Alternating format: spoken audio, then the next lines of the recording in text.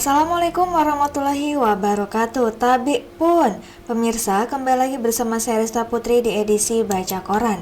Baik pemirsa, informasi terkini dilansir dari Lampung Newspaper Indonesia.id dengan headline Satreskrim Polres Kota Metro tangkap satu pelaku tipu proyek di Lamteng.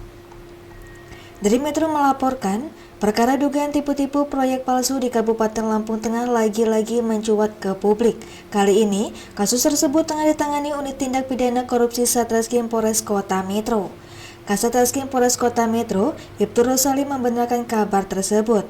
Dia mengatakan, perkara yang kini ditangani terkait dengan dugaan penipuan proyek, yang mana pelakunya menarik uang setoran sebesar ratusan juta rupiah dari korban. Diketahui, terdapat 3 pejabat utama di Dinas Pendidikan dan Kebudayaan Lamteng yang dikabarkan telah diperiksa polisi di Metro.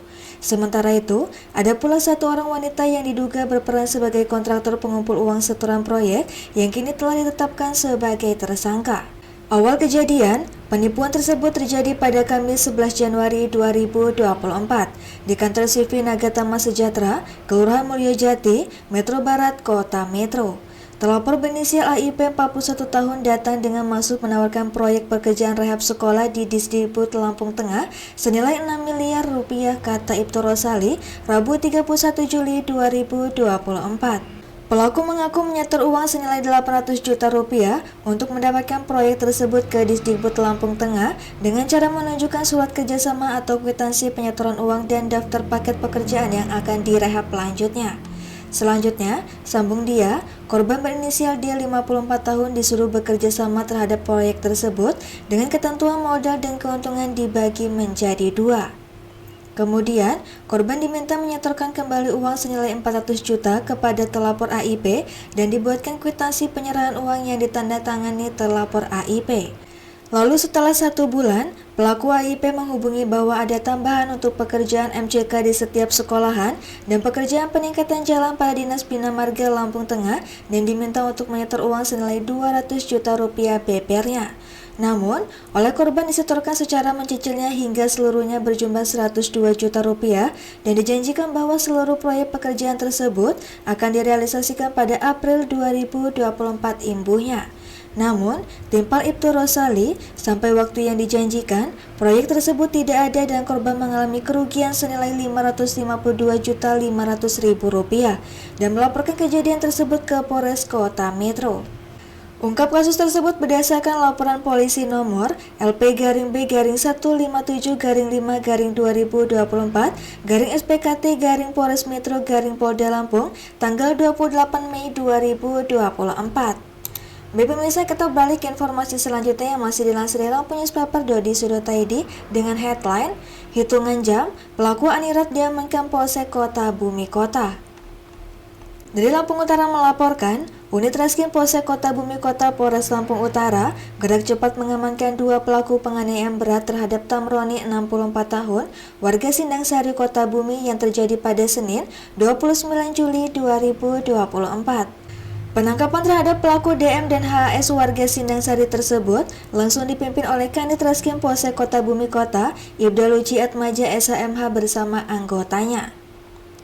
Kapolsek Kota Bumi Kota Ibtu Kolin mewakili Kapolres Lampung Utara, AKBP Teddy Rasesna SHSI KMSI mengatakan, setelah menerima laporan dari anak kandung korban, petugas langsung mendatangi TKP. Setelah melakukan serangkaian penyelidikan, akhirnya dalam hitungan jam anggota di bawah pimpinan Kanit Reskrim berhasil mengamankan 2 orang pelakunya, jelas Kapolsek. Untuk kronologi kejadian terang Kapolsek, berawal pada saat korban mengendarai sepeda motor miliknya dan melintas di Jalan Kiai Haji Mansur, tiba-tiba dipanggil pelaku DM. Kemudian terjadi pertengkaran sehingga pelaku DM mencabut sebilah senjata tajam dan menusuk membabi buta ke arah korban. Selanjutnya, datang kakak pelaku inisial HS dan langsung ikut membantu menganiaya korban dengan memegang tangan korban lalu mendorong keras ke dinding dan memukul serta menendang korban. Untuk motif sementara, pelaku melakukan penganiayaan terhadap korban karena tidak terima korban menggoda ibu kandung pelaku, ujarnya. Kini para pelaku berikut barang bukti sudah diamankan di Polsek Kota Bumi Kota guna untuk dilakukan proses penyelidikan lebih lanjut. Untuk pelaku akan kita jerat dengan pasal 170 KUH Pidana dan atau pasal 351 KUH Pidana, tegas Ibtu Kolin. Baik pemirsa, kita beralih ke informasi yang terakhir yang dilansir dari radioTanggamus.id dengan headline DPO curanmor berhasil dibekuk Satreskrim Polres Pringsewu. Dari Pringsewu melaporkan, tim khusus anti bandit Satreskrim Polres Pringsewu meringkus seorang pelaku pencurian kendaraan bermotor yang berstatus daftar pencarian orang. Kasat Reskrim Polres Pringsewu, Ibtu Irfan Ramadan, menuturkan bahwa warga Kecamatan Pubian, Lampung Tengah berinisial PS 21 tahun yang sudah berstatus buron sejak Februari 2024 ditangkap oleh polisi saat melintas di Bundaran Haji Menanatar, Lampung Selatan pada Senin 29 Juli 2024 sekitar pukul 19.30 waktu Indonesia bagian Barat. Pria yang sudah berstatus residivis ini ditangkap karena terlibat dalam tindak pidana pencurian mobil pick-up Mitsubishi L300 dengan nomor polisi BE8266TY milik Tony 44 tahun, warga Pekonwaya, Krui, Banyumas, Pringsewu. Pencurian ini terjadi pada Kamis 22 Februari 2024 sekitar pukul 2 waktu Indonesia bagian Barat, ujar Ibtu Irfan pada Rabu 31 Juli.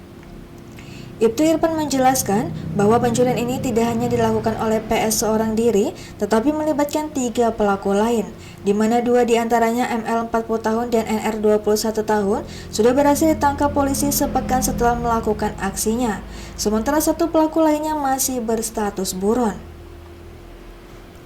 Ia menyebut bahwa PS berperan sebagai pelaku utama dalam pencurian tersebut yang mendorong mobil dari rumah korban ke jalan raya serta ikut menikmati uang hasil penjualan mobil korban. Menurut pengakuan PS, mobil pick-up hasil curian tersebut kemudian dijual seharga 12 juta rupiah. Dari penjualan ini, PS mendapatkan bagian 2,5 juta rupiah yang habis dipergunakan untuk modal berjudi online, jelasnya. Kasat Reskrim juga menambahkan bahwa PS sebelumnya pernah ditangkap dan menjalani hukuman akibat tindak pidana pencurian dengan pemberatan di wilayah Kabupaten Lampung Tengah. Setelah ditangkap, PS mengaku bahwa selama ini dirinya kabur ke Pulau Jawa dan bekerja sebagai kurir pengantar barang online. Baik pemirsa, demikian edisi Baca Quran hari ini. Sampai jumpa di edisi Baca Quran selanjutnya. Saya Rista Putri pamit untuk diri. Wassalamualaikum warahmatullahi wabarakatuh.